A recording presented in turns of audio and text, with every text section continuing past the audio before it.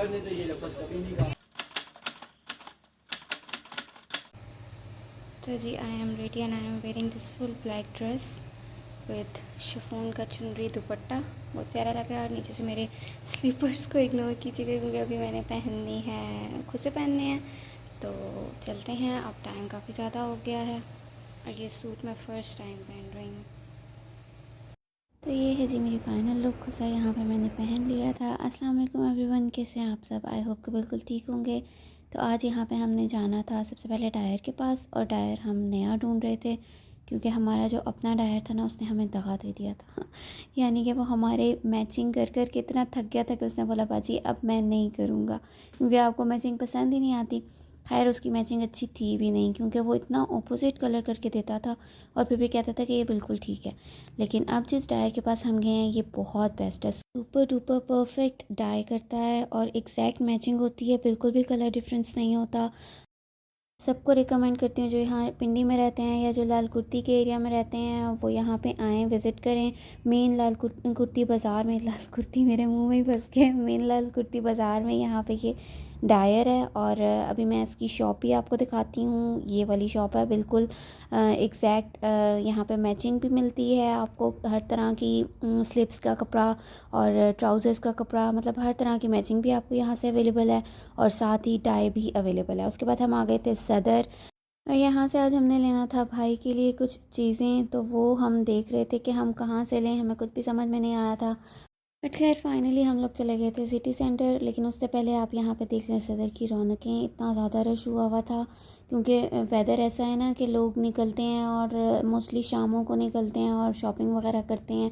Family time होता है और ज़्यादातर जो है वो हस्बैंड्स की इस टाइम पे सही शामत आई हुई होती है क्योंकि वाइफ इसी टाइम पे लेके हस्बैंड्स को निकलती हैं जब वो जॉब से वापस आते हैं। तो इसीलिए इस टाइम पे रश भी ज़्यादा होता है। और यहाँ पे मैं आप लोगों को दिखाने लगी हूँ चांद, जो कि इतना प्यारा लग रहा था।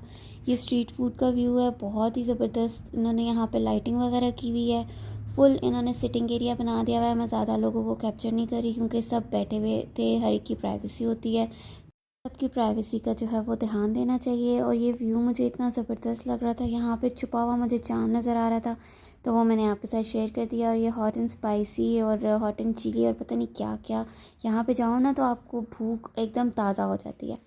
खैर फिर हम आ गए थे यहाँ पे इस वाली शॉप में और यहाँ से हमने परचेज़ किए थे अब्बू जी के कपड़े, अल्लाह उनको जन्नत में जगह दे। उन्होंने ये वाला सूट सिर्फ एक बार कज़न की शादी पे ही पहना था और उसके बाद दोबारा पहना नहीं।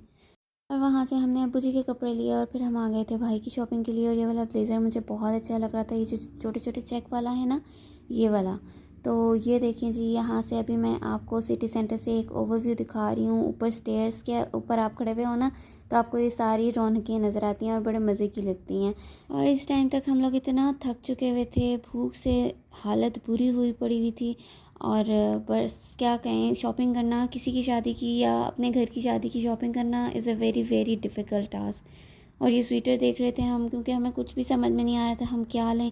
जब साथ कोई बंदा हो ना जिसके लिए आपने शॉपिंग करनी है तो फिर ईजी रहता है, लेकिन अगर साथ कोई भी ना हो फिर समझ में नहीं आता। तो खैर ये वाला ब्लेज़र हमने ले लिया हुआ था। और फिर उसके बाद हम आ गए थे ब्रेड एंड बटर पे क्योंकि यहाँ से हमने केक लेना था।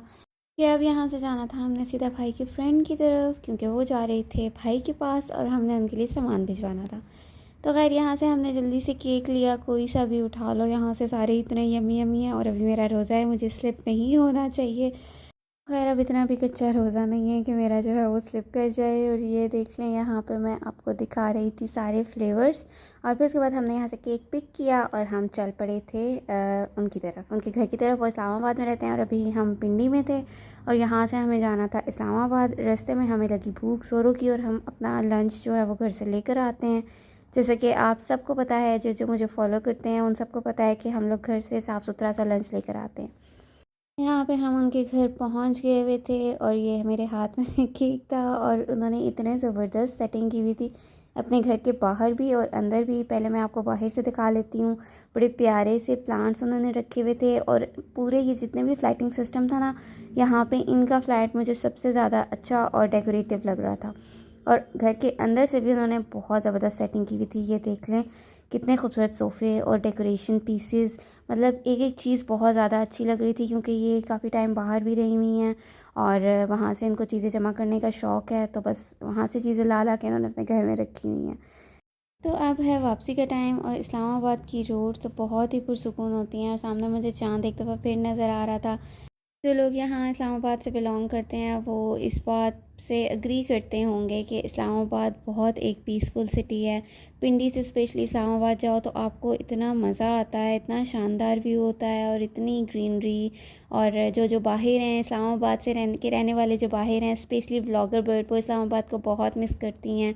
तो मैं उनको टैग करती हूँ इस वीडियो में कि आप अपने इस्लामाबाद की रोड्स को देख लें, वैसी की वैसी हैं, आप वापस आ जाएं इंशाल्लाह। और फिर उसके बाद यहाँ पे दोबारा से इस्लामाबाद में प्यारी प्यारी सी आप वीडियोस बनाएं और हमारे साथ शेयर करें। चलें जी, आज की वीडियो को यहाँ पे एंड करते हैं। अपना ख्याल रखिएगा। अल्लाह हाफ़िज़।